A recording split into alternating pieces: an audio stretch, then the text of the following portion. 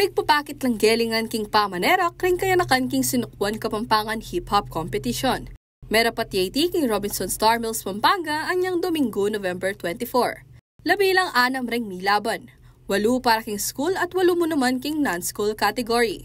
Talaga namang maswelo kang manalbe, kareni nga na kareni. Baka niya mo naman yung paralan para ipakit de at tanggapan itang katamong kulturang amana, sukat mong ipamana.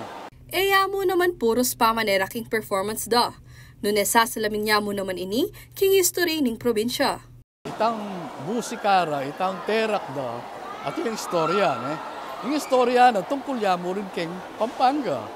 Ating ikit ko, ating mamakbong yung pinatubo, kay pakit, kay itang makanano rin iterak, kay ba't nanita, nano nangyari.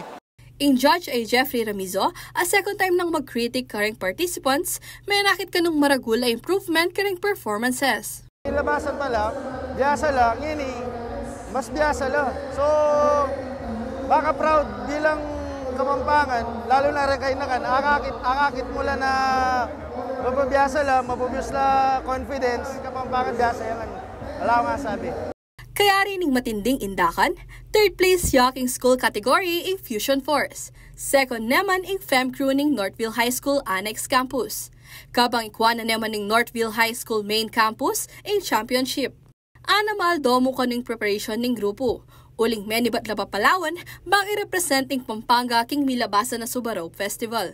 Yung talagang preparation po na binyay kayo is galak, lugod, ang pong ibiyangan ng best, kahit danop o nanuman ng ganapan kayong bawat metong ibiyemya para king Kapampangan ni Papay ni. Pangaras naman king non-school category. Champion niya for the 3rd time in grupong Extreme Limit Dance Crew from Barangay Dolores. Dakal kayo po sinacrifice Aldo.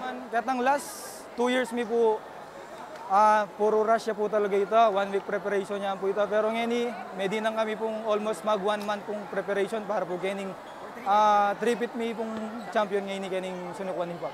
Sinunod naman Karela, ring MVD crew ng Barangay Kalulot king 2nd place. Kabang 3rd place naman, ring CUS Familia.